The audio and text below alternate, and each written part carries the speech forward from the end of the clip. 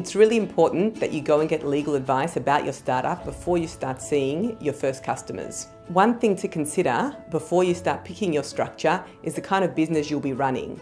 While I'll take you through some of those structures today, it's really important that you get professional legal and tax advice, as those kinds of advice can be the key to running a successful business long term. You need to make sure that you pick a structure that really reflects the aims and goals of your organisation.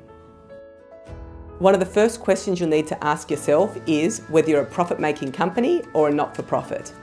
It's important to remember that even as a social enterprise, unless 100% of your money is going for the not-for-profit purpose, you will be considered a profit-making company. Often, for-profit companies and social enterprises start out as being a sole trader, if there's just one of you, or as a partnership. This is a really simple, easy and inexpensive structure. One really important issue that you need to be aware of is that as a sole trader or a partnership, you are personally responsible and liable for the company's debts and problems. So you need to make sure you have great contracts in place, which limit your liability, and also that you have appropriate insurance for your business. Depending on the size of business you plan on running and how many partners you have, you may want to consider straight away or further down the track actually registering your business as a company. It's important to remember that companies have higher setup costs and a lot more admin work for you as a shareholder or director. The big advantage, however, is that your personal liability is limited to the assets of the company.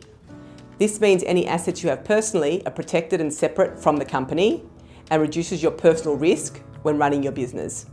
Having a company can also make it a lot easier for you to raise capital. Investors like to see a company structure and they like to see your intellectual property and assets all being owned by that company. In that way, they can invest in the company itself or even purchase the entire company.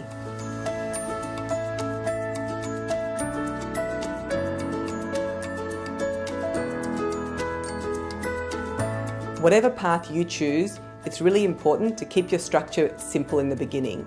You don't want to get bogged down in the legals when you should be actually running your startup. If you're a UNSW student or recent alumni, we run an Entrepreneur Legal Centre which offers free legal advice for startups. So come along and see us. Not-for-profits operate in a different way, and you'll hear more about that next episode. We'd love to get your feedback on our series, so please send through your comments, feedback and suggestions.